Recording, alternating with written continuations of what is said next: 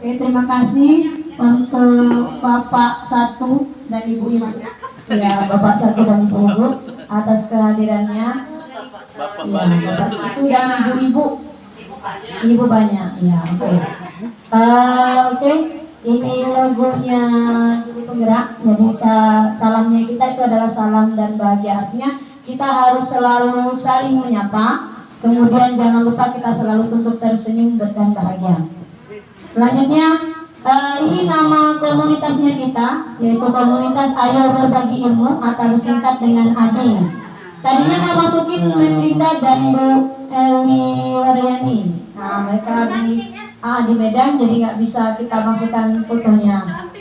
Oke, cantik lah kita, ya. Oke, iya. Oke, budaya positif. Apa sih budaya positif itu? Nah, gitu ya.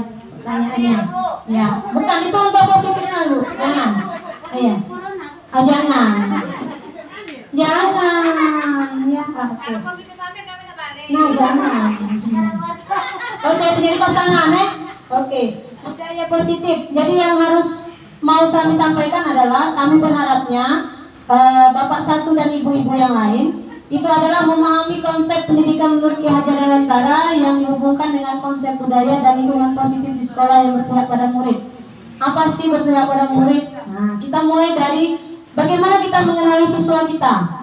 Apa sih kebutuhan yang kita butuhkan untuk memberikan materi ke siswa kita. Misal kayak saya matematika, saya masuk kelas 7 itu saya mau tahu dulu nih anak-anak, kalau saya kasih materi bilangan bulat tentang negatif dan positif, dia sudah bisa belum? Kalau dia belum, maka saya harus memberikan kepada mereka konsep bahwa bagaimana mengubah positif dan negatif itu menjadi satu kesatuan. Kapan dia dinyatakan negatif untuk operasinya penjumlahan, kapan dia dinyatakan positif, ya? Atau pada perkalian, kapan dia negatif dikali negatif dapat menjadi positif, nah gitu ya? Atau pada prakarya kita memperkenalkan tentang jenis-jenis ikan di Muara Enim. Yang ada di Muara ini ikan apa baik? Jangan kita menyebut ikan paus, oke? Ikan lele, iya. Nah, jangan kita nyebut lagi ada ikan gembong gitu ya. Ada di Muara ini nggak ada, ya. Ikan sulang pasti ada ya. Oke. Yang kedua, ikan betok. Yang kedua, melakukan evaluasi.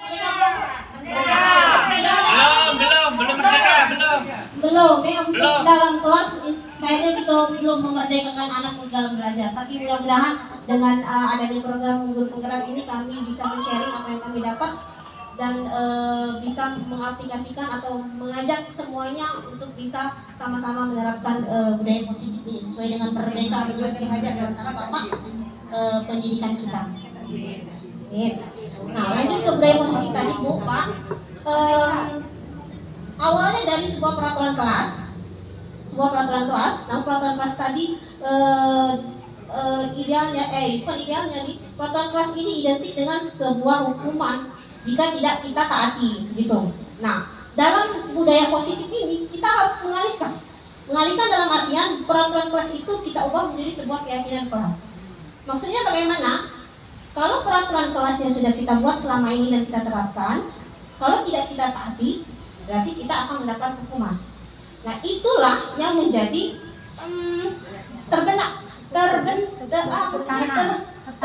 tertanam di dalam diri kita semuanya di lingkungan sekolah ini bahwa ini peraturan nih. Datang terlambat pasti kena hukum kalau terlambat.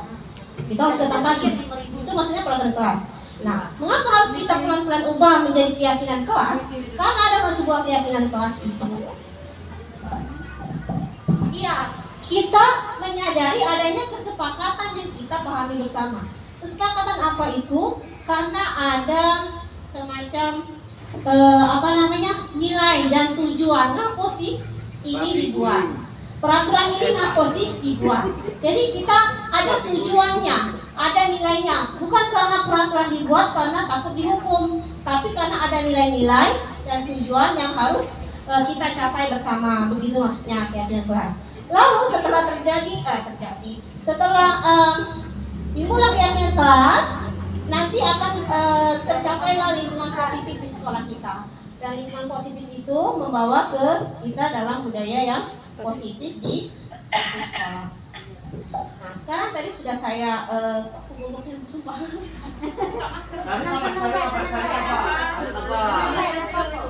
Jangan kesusu nunggu. Jangan kena kesusu. Tarik napas, buang. Apa perbedaan di sini antara keyakinan kelas nantinya? Ngapa sih harus keyakinan kelas bukan peraturan? Seperti yang tadi saya ulas di depan. Kenapa harus keyakinan kelas tidak peraturan? Sekarang sudah pakai peraturan nih, ngapa tidak keyakinan kelas? Nah itu, coba kita telah pertanyaan yang pertama, mengapa kita memiliki peraturan menggunakan helm saat mengendarai roda 2? Pasti jawaban kita, kita polisi kan? Helm. Iyo, alasannya karena takut ditilang polisi, bukan karena nilai dan tujuan dari sebuah peraturan bahwa kita harus menggunakan helm. Padahal tujuan sebenarnya atau nilai sebenarnya yang harus kita taati itu adalah karena keselamatan. Benar. Keselamatan kita juga. Nah, motivasi inilah yang harus kita Kalau lakukan. seandainya tuburan pecah pala. Keyakinan inilah yang harus kita tanamkan di dalam diri kita, Bapak Ibu. Karena kalau kita hanya berpatokan peraturan ini dibuat dilaksanakan karena takut dihukum, kita hanya begitu-begitu saja, tidak ada motivasi intrinsik dalam diri kita.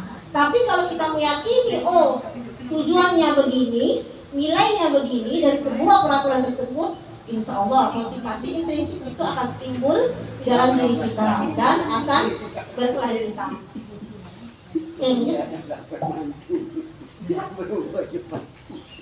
Nah, ini kesepakatan kelas. Contoh tadi yang sudah dibahas, ini untuk di kelas ya Bapak Ibu. Kami alhamdulillah dari kami sudah pernah mencoba itu dan kami nanti akan mengusulkan untuk kedepannya ya di setiap kelas kita coba membuat ini, karena nanti setelah kami lahir kami kayak dicek sekolahmu ini iya sebelum lahir kami masih 3 bulan ini kami dicek ionya enggak ini guru-guru CGP ini sudah ngajak kawan-kawannya melaksanakan kesepakatan kelas gitu. Jadi nanti kita sama-sama bisa Bu, tidak perlu kita ngajak kami kemarin seperti ini misalnya. Nah, kami di situ melaksanakan seperti itu kemarin. Nanti kita permanenkan ya. Nanti kita permanenkan dan minta bantuan ke sekolah untuk membuat kesepakatan kelas, termasuk peraturan, termasuk dalam kata-kata peraturan yang ada di lingkungan kita ganti dengan kesepakatan atau keyakinan sekolah. Oke.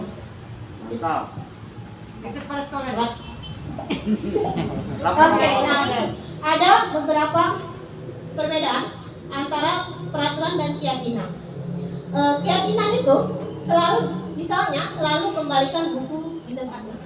Ya, apa sih sebenarnya nilai dan tujuan yang kita ingin capai dalam sebuah peraturan itu adalah tanggung jawabnya kan? Ya, tanggung jawabnya. Ya, terus misalnya dilarang mengganggu orang lain.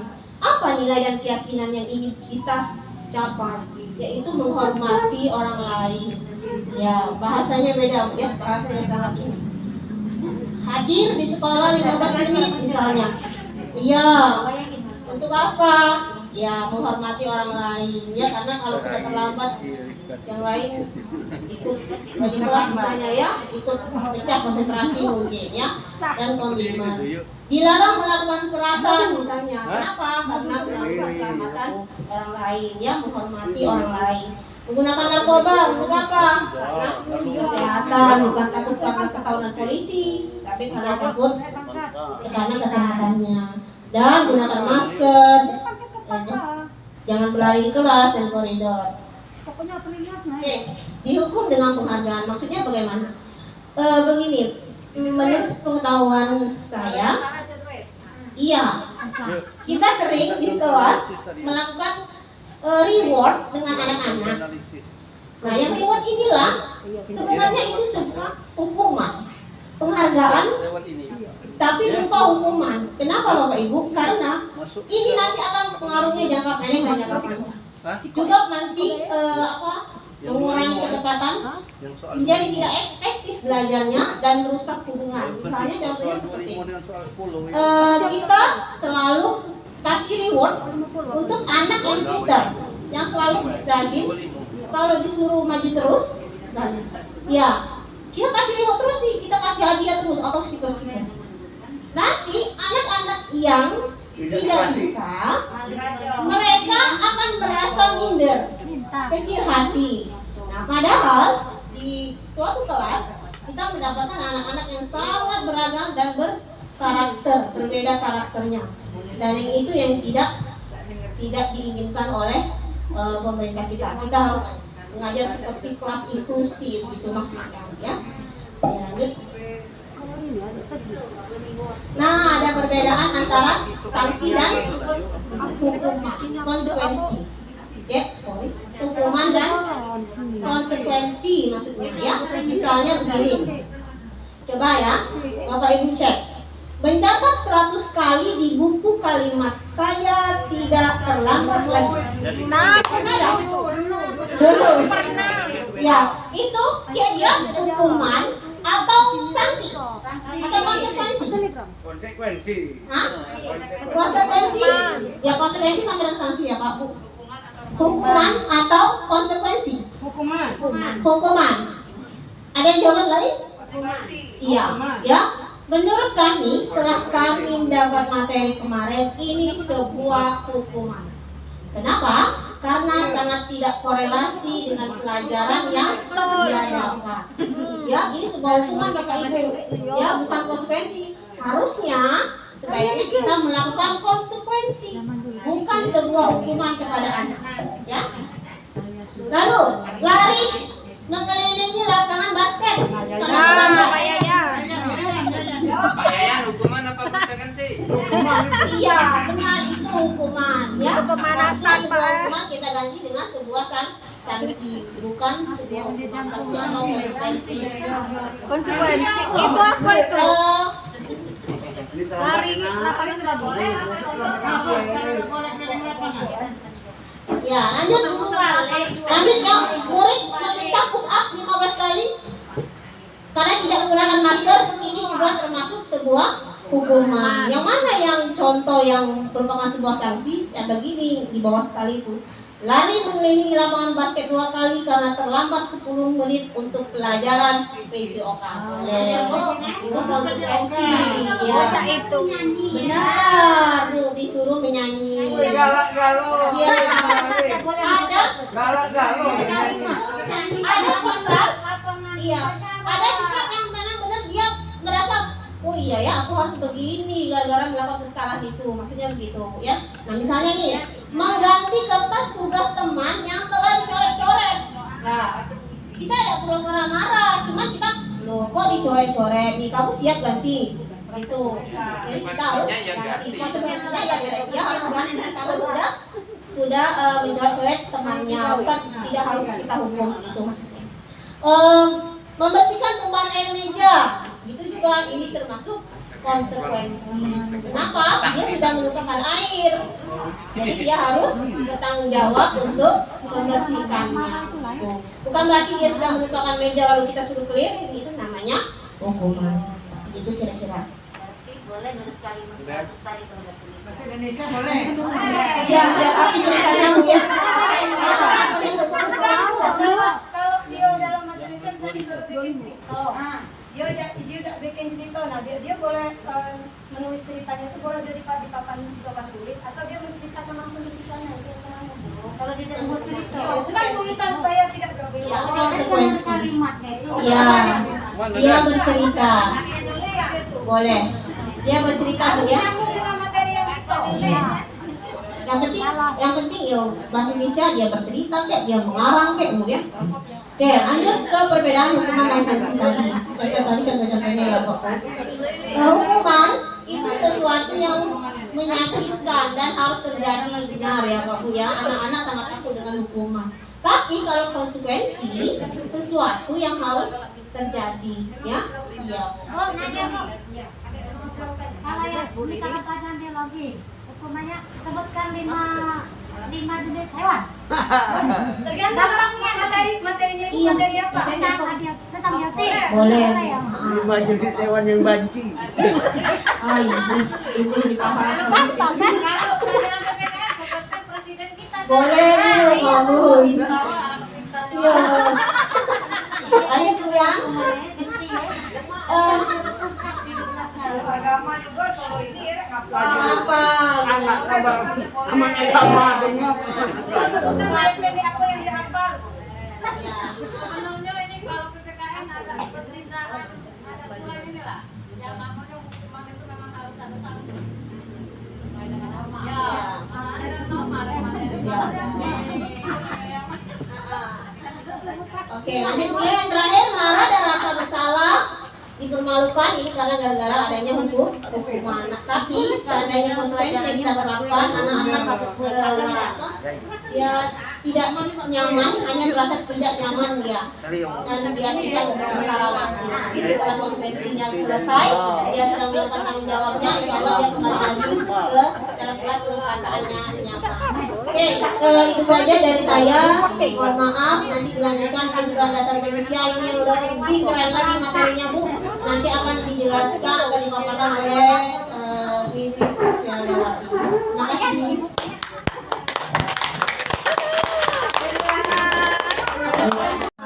Bapak Ibu, terima kasih atas waktu yang diberikan Sama-sama, kepada kami. Jadi tadi sudah teman kami sampaikan bahwa hari ini kita membahas tentang budaya positif. Jadi tadi juga sudah dijelaskan oleh Ibu Ina, kemudian dijelaskan juga oleh Ibu Rizka. Nah, sekarang kita memang benar bahwa pada awalnya kalau bicara di awal kita peraturan, bilangnya kemudian kita bilang kesepakatan, apa namanya itu peraturan-peraturan itu sebaiknya kesininya memang kesannya kalau namanya peraturan kan ada malah yang bilang peraturan dibuat untuk dilanggar, betul Bu? Nah makanya untuk itulah kita step by step, perlahan saja kita ubah dia ke yang namanya keyakinan. Tadi sudah dijelaskan bahwa yang namanya keyakinan itu tumbuh dari dalam diri sendiri.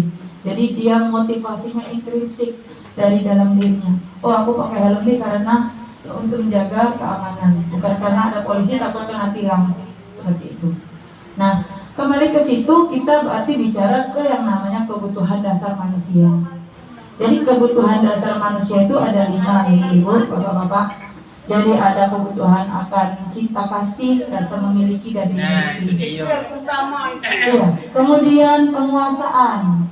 Kemudian ada kebutuhan akan kebebasan.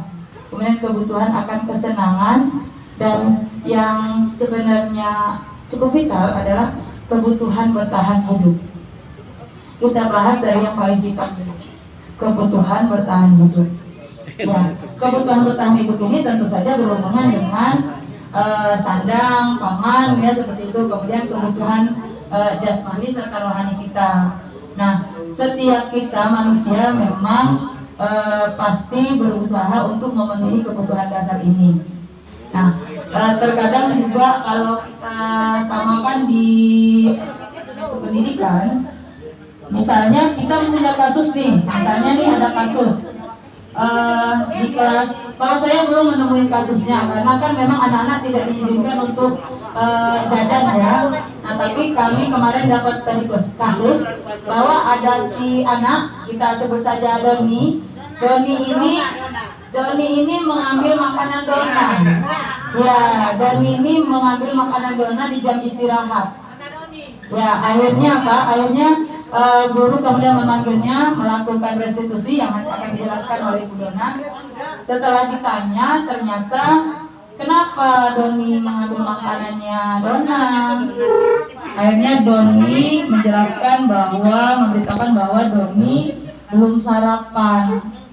Ya, nah itu termasuk dalam kenapa Doni melakukan itu. Alasannya karena dia kebutuhan dasarnya untuk bertahan hidup karena dia lapar tadi, seperti itu Bu. Jadi kalau kita bicara bertahan hidup itu berarti dia berhubungan dengan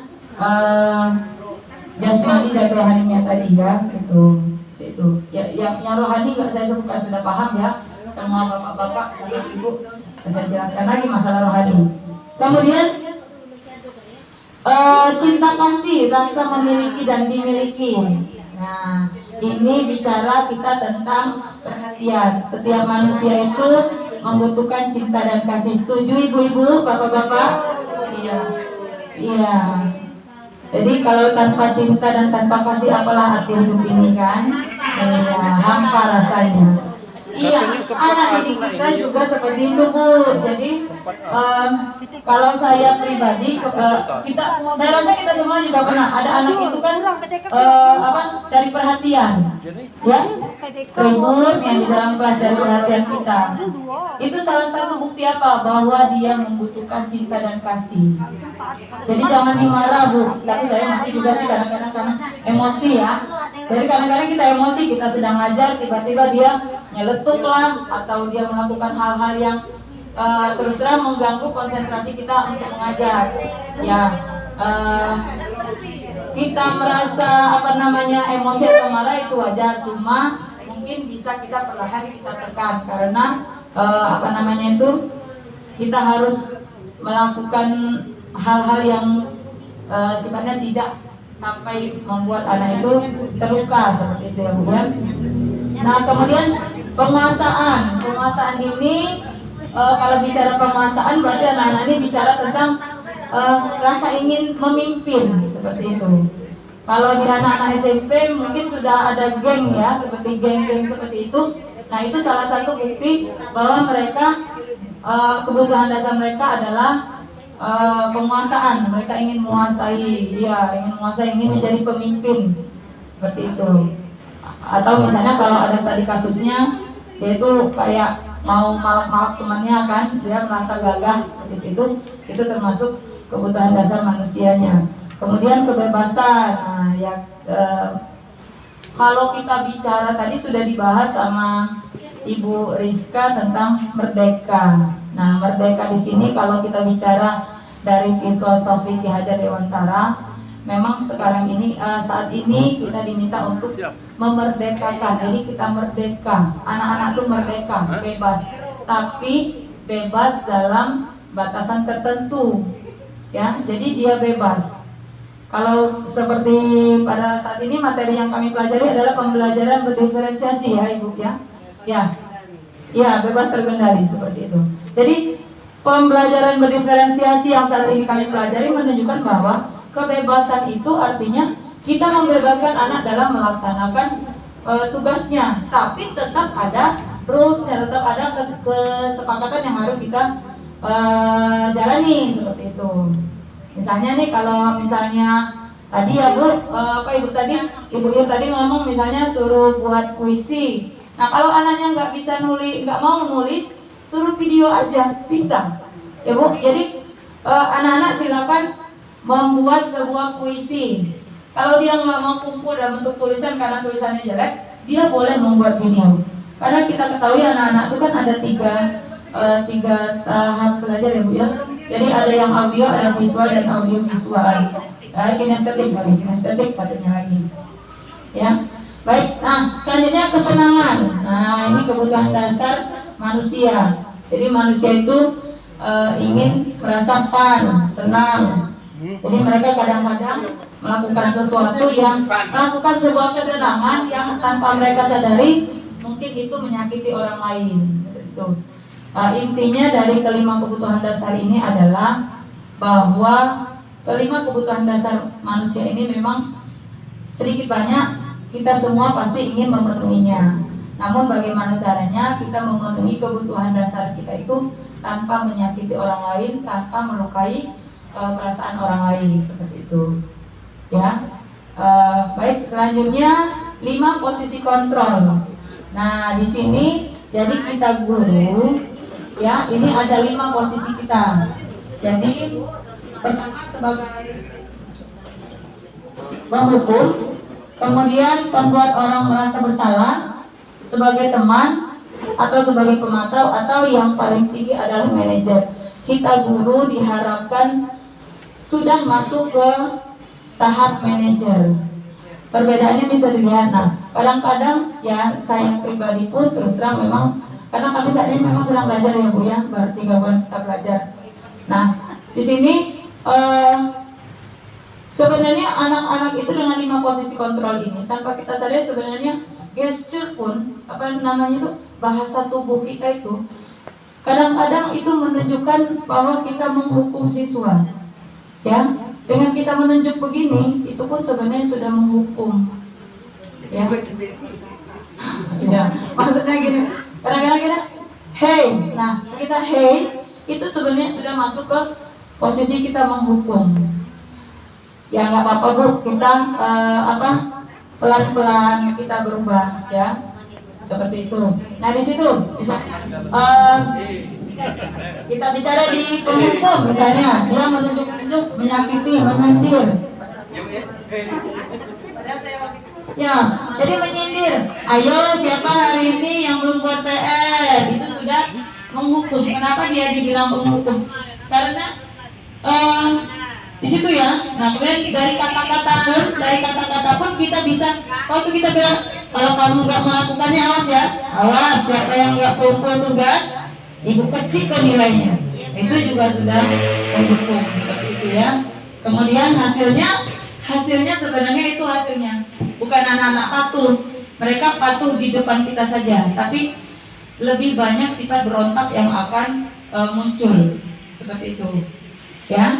Nah kemudian itu dia kaitannya dengan dunia kita. Ini murid meletakkan guru di luar dunia berkualitas.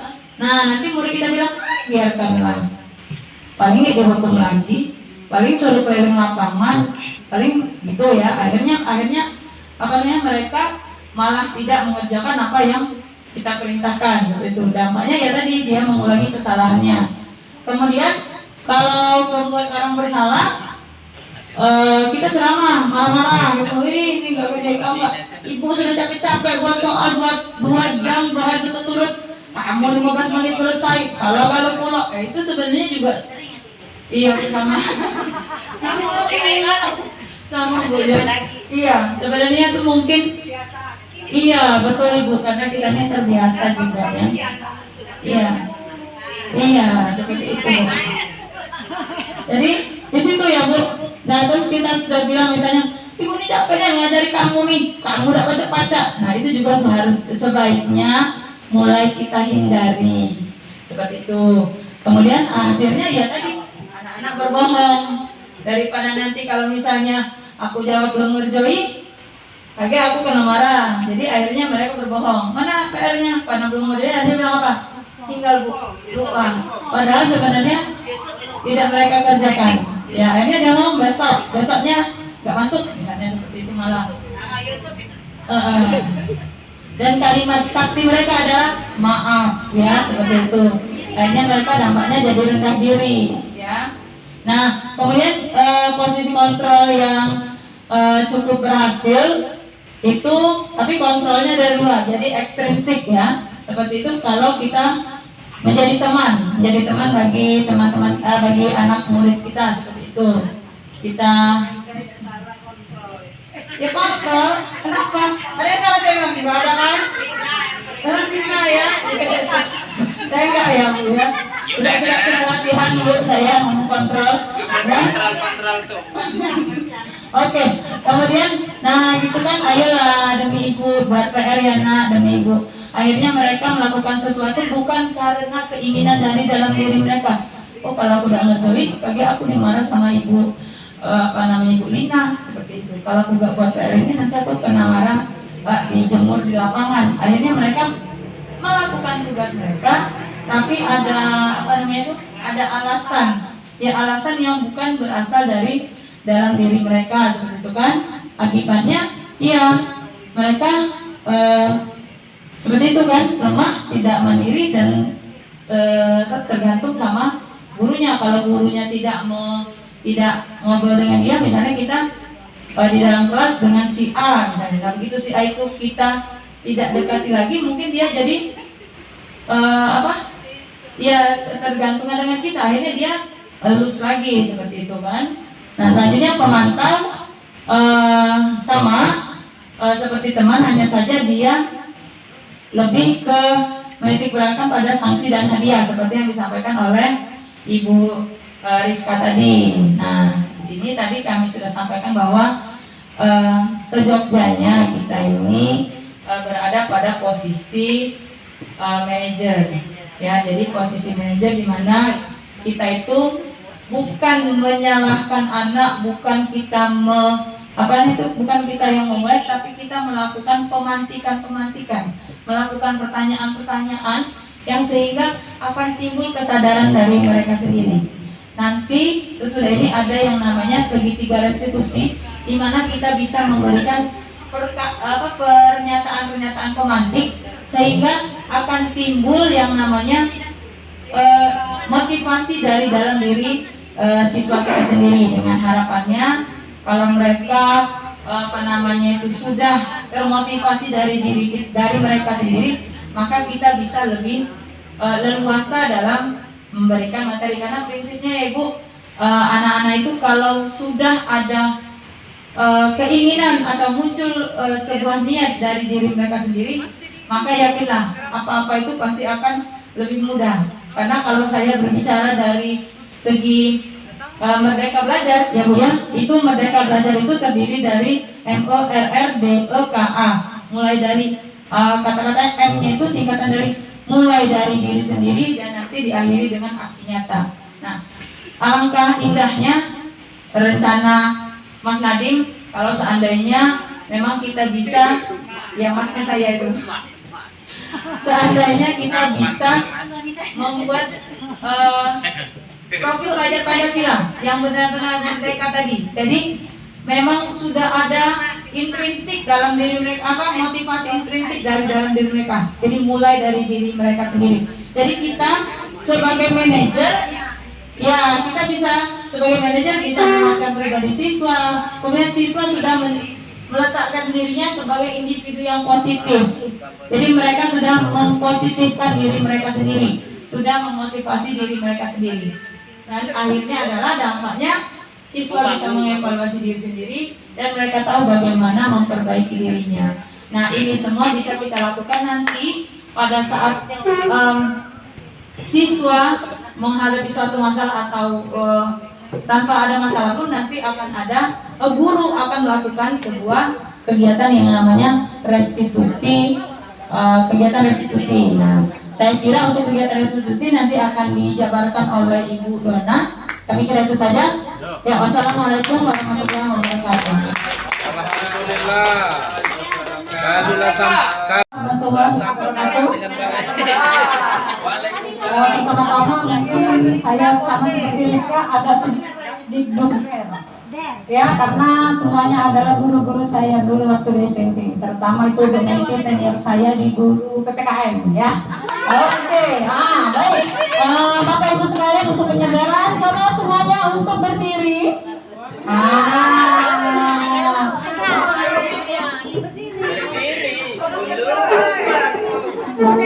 Sini berarti.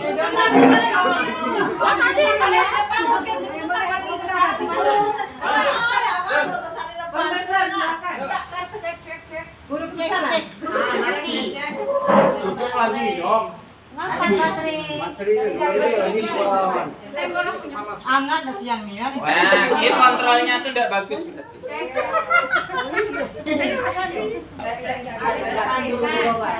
Nah, kontrol mic-nya. Oke, guru besar silakan minta bantu ke depan Ibu Menti.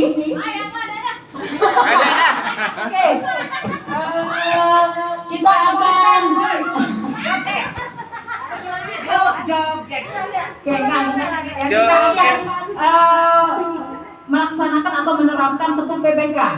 Masih ingat semua tekuk PPK seperti apa? Lupa ya. Oke. Saya kasih satu contoh ya, Bapak Ibu. PPK religius, nasionalis, mandiri, gotong royong, integritas. Yes.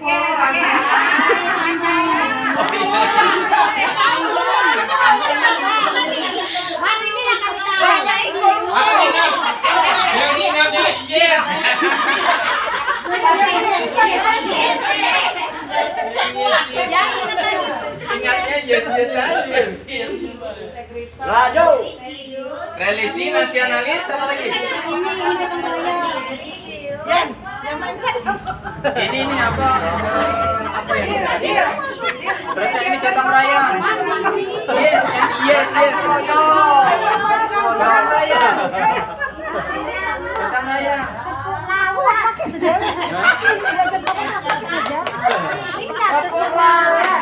Religi nasional. Mandiri. Oh mandiri, gotong royong, iya. Integritas. Yes. Religi.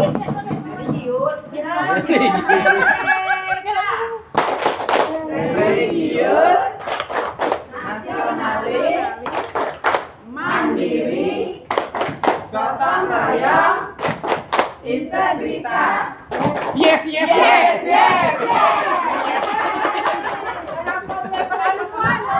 Oke, terima kasih ya Bapak Ibu. Itu sebenarnya hanya apa namanya? Intermezzo karena saya benar-benar gugup ini. Ya. Oke, baik, lanjut ke materi.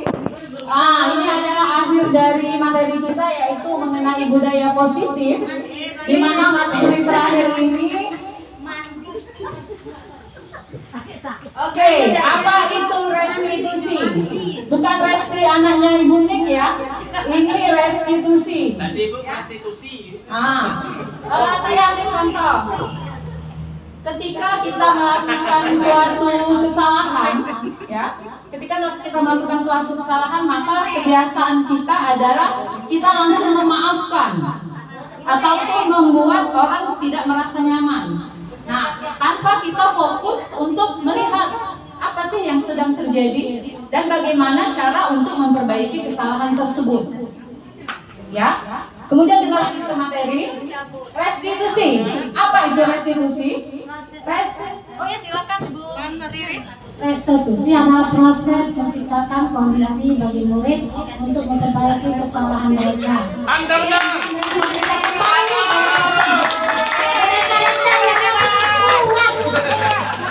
Baik, terima kasih kepada Ibu Tiris. Kita kasih tepuk tangan segitiga.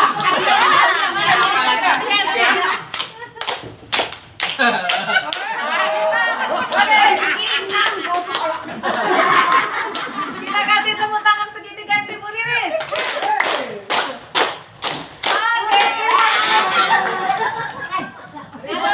Oke ya, jadi intinya restitusi adalah ingin memulihkan kondisi anak, di mana dengan adanya restitusi maka adanya disiplin positif, tujuan dan kita memperbaiki kesalahan anak bukan dengan mengejas dia ataupun mencemooh dia, tetapi kita lihat kesalahan, bentuk kesalahannya itu apa dan kita perbaiki dari kesalahan tersebut sehingga anak bisa menerapkan juga yang namanya disiplin positif. Lanjut Bu Rizka.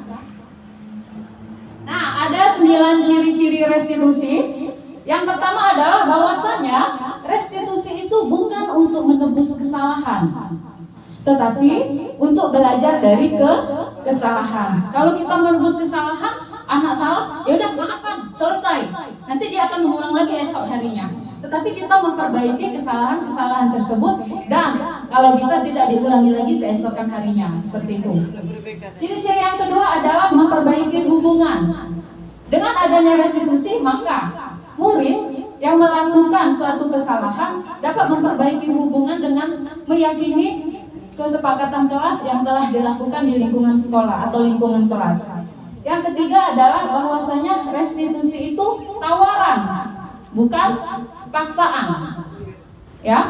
Yang keempat, bahwasanya restitusi itu menuntun untuk melihat ke dalam diri, kembali lagi dengan keyakinan kelas kita, di mana dalam keyakinan kelas itu muncul nilai-nilai kebajikan. Lanjut ke yang ke-6, bahwasanya restitusi diri adalah cara yang paling baik. Tadi kan sudah dijelaskan bahwasanya dengan adanya restitusi maka menuntun anak untuk mencapai tujuan dalam disiplin positif. Yang ke-7, bahwasanya restitusi itu fokus pada karakter, bukan tindakan. Artinya tadi seperti awal yang sudah saya terapkan PPK, pendidikan penguatan karakter, bahwasanya anak itu dengan adanya restitusi maka akan menimbulkan karakter. Nilai-nilai apa sih yang muncul ketika dia melakukan kesalahan dan kita sebagai guru melakukan restitusi, maka dia akan percaya terhadap nilai-nilai tersebut. Yang terakhir ya, yang ke-8, restitusi itu fokus pada solusi. Sudah saya katakan tadi di awal, bahwasanya restitusi itu kita mencari solusi terhadap kesalahan anak dan bukan fokus untuk menyalahkan anak. Oke, yang terakhir adalah restitusi itu mengembalikan murid yang berbuat salah pada kelompoknya. Maksudnya di sini, ketika anak melakukan kesalahan, kita sebagai guru kita panggil, otomatis pada saat dia nanti kembali ke kelompoknya, dia akan merasa malu. Oh, saya ini sudah melakukan kesalahan, maka saya akan minder. Timbul adanya minder bahwasanya saya sudah dipanggil sama si guru. Padahal sebenarnya restitusi itu untuk mengembalikan anak pada kelompoknya dengan rasa percaya diri. Karena dia sudah tahu apa kesalahan dia, nilai-nilai apa yang dia lakukan, konsekuensi apa yang harus dia lakukan. Seperti itu. Lanjut. Nah, ini ada segitiga restitusi. Ada 3, yang namanya segitiga pasti ada 3 ya Bapak Ibu. Yang pertama adalah menstabilkan identitas. Maksud dari menstabilkan identitas di sini adalah bahwasanya setiap orang itu pasti pernah melakukan kesalahan. Karena mengapa? Tidak ada manusia yang sempurna. Nobody is perfect. Ya, kita bukan nabi. Kita ini manusia. Kemudian kamu bukan satu-satunya yang pernah melakukan ini. Artinya kesalahan itu tidak hanya satu orang yang melakukan, tetapi ada beberapa orang yang pernah melakukan kesalahan ini. Maksud dari menstabilkan identitas, pada saat anak dipanggil, dia melakukan kesalahan, kita panggil, pasti yang ada dalam pikiran kita akan marah. Nah, disinilah peran kita untuk menstabilkan kondisi anak. Seperti itu.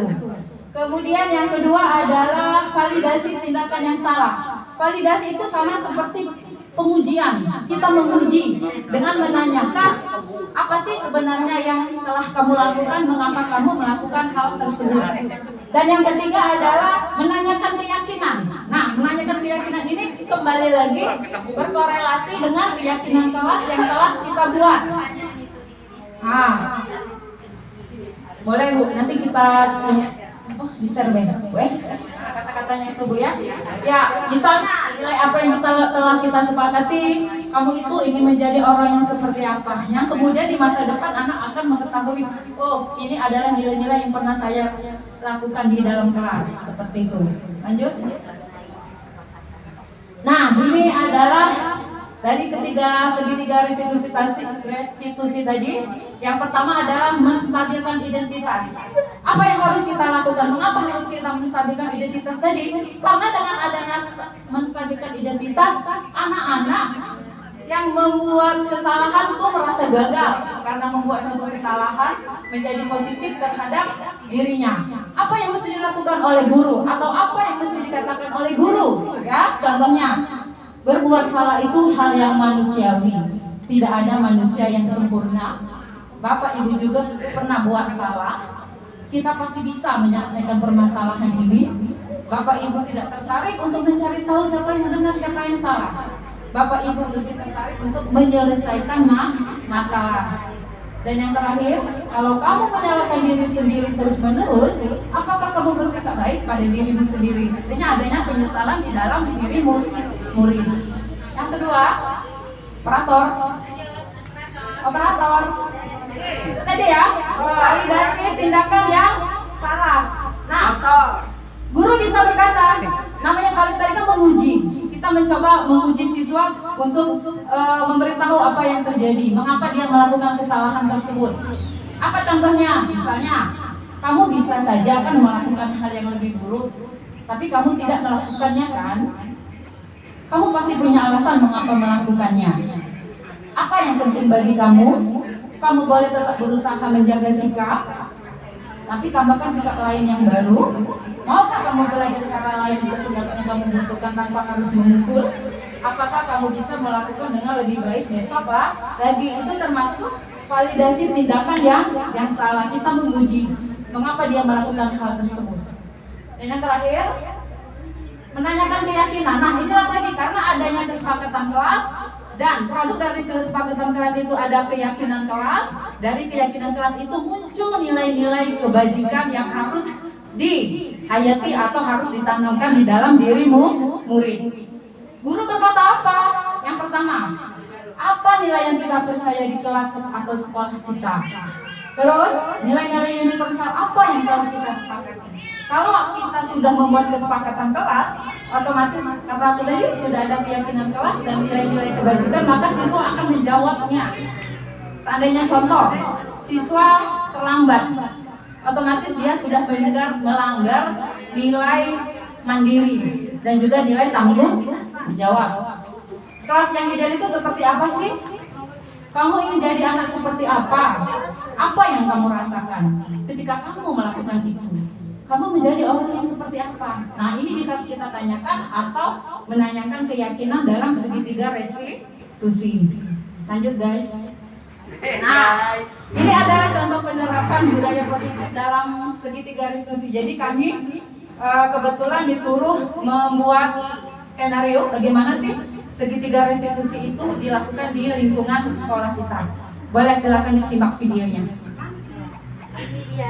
Ini dia, kita saksikan bersama-sama. Lupa tinggal rupanya. Kita mau Tugas maksudnya ya, itu tugasnya. buat tugas kelas. Kita buat soal ini kan? Yo. Kita pilih di kelas Wakri.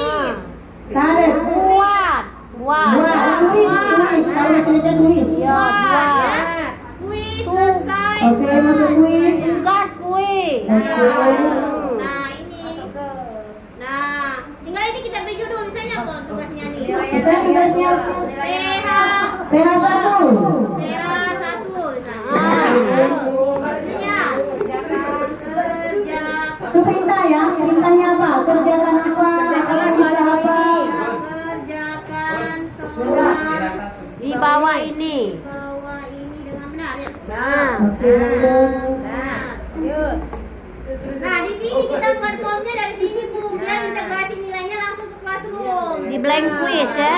Ini yang jawab nilainya kalau dia jawab 10 soal, dia jawab 8 dari 10, tapi nilainya dia betul 8. Oh, klik itu buat soalnya di blank quiz tadi. Klik blank quiz tadi. Langsung ini aja, nilainya otomatis kita dapat kayak manual koreksi. 10, klik 10, 100. Iya. Dari sini Iya. kalau dia sudah ngerjain ini ya formnya tadi, langsung di classroom nongol nilainya gitu. Jadi kita bisa langsung download. Coba buat soalnya. Coba langsung buat soalnya. Iya, kami. Langsung buat soalnya di blank quiz tuh. Kasih anjing ayo Linda nah. Lah buka dia. Blank quiz yuk, dihapus yuk. Ini yang buat ya. Ini yang buat Google.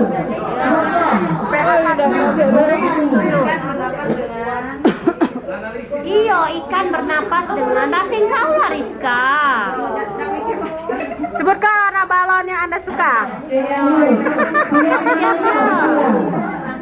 A. Mana A-nya itu? Tidak. Lanjut. Oh, nah itu.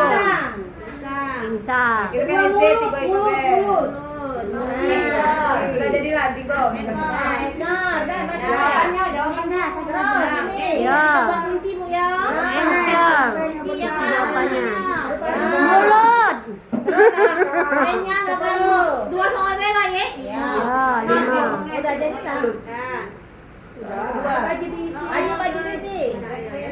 Nah, diisi. Nambah. Satu tambah satu sama dengan Berapa? tambah satu sama dengan 1 tambah 1 sama dengan TTT. 5 TTT. 3 TTT. 2 4 6. 6 berarti. 6 jawabannya. 6 8. Option. langsung itu Nah, itu dulu. jawabannya. Answer. Oke. Jawabannya dulu. Klik jawabannya. Kunci 2. Kunci 2. Don. Dekai. Kuat. Nah, terus selanjutnya. Nah, mana analisisnya? Keluar. Jadi kita buka ke linknya Murista yang di Google Form Murista. Salin lah linknya. Di mana? Mana dia? Sam. Nah, setting dulu. Setting. Buka dari kaki. Setting di memori base, setting tuh. Yang masuk terus. Salin link. Ya. Ya. Kita pendek ibu ini galak panjang nian kita biasa aja pendek ibu nah jadi tak panjang nian so ntar bu lagi rolling nah kan pendek dia nah kirim di mana Oh ya aku itu. Ayo Helda, aku udah tahu jawabannya. Guru penggerak. Oh, videonya kirim ibu. Iya.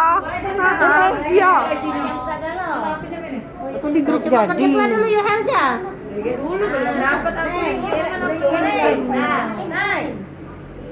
Ini Kak, kalau analisnya buka. iyo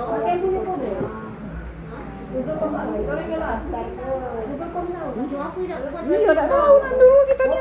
Buka email aku berarti. Soalnya cepat sekarang jam 3. Aku lah sudah tadi. Kami belum mulai nak buka-bukaan dia nih.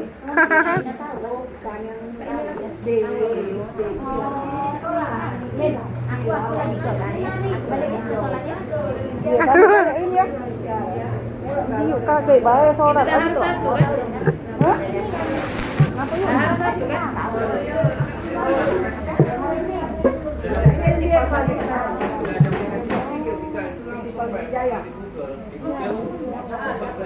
Nah, nanti ibu aku menjawab. Nah, ibu sudah ada 5 orang yang menjawab ya.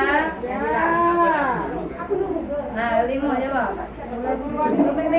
Aku inilah, aku jawab berapa kali aku jawab. 6 kali nah. Oke, sudah. Sudah. Nah, sekarang analisisnya ya, Bu. Pak. Sudah. Buka di drive ya. Lagi drive. Langsung simpan di drive gitu yuk. Iya. Kita kan pakai email. Iya, aku ada drive. Nah, langsung buka di drive. Di mana buka di drive? Ini nah. Nah, kita pilih tadi yang apa namanya akun yang kita belajar tadi. Nah, ini ada respon. Nah, Di drive itu. Iya, di drive tadi setelah kita buka link ulang ya. Langsung buka respon. Klik responnya. Kita klik yang 3 nanti video. Oke, buka. Kita klik yang ini. Oke, download respon PSP. Nah, tunggu download.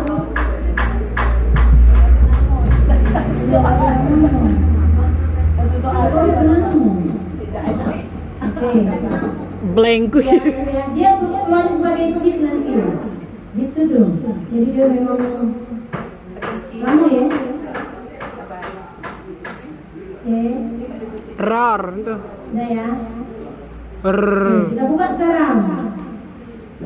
1, 2, 3. Arba karba. kurang lagi 4, 5, 6, kurang lagi. Nah, tampilnya nanti ini kan. Nanti ini karena tidak kita kasih judul tadi kan. Kalau kita kasih judul kita harus di BTS apa? Nah, berapa? Ini aku rekam kan. Ada Windra enggak? Ada. Kalau kate rar di aplikasinya, dah kate. Oke. Bisa sebetulnya. Open with bay. Nah, kita buka yang ini. Teng tong.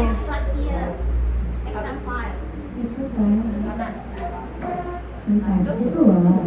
Sabar. Itu praktek lah yuk. Nah ya. Kalau sudah seperti ini kita klik Ctrl A. Kontrol A. Kontrol A. Nah ya.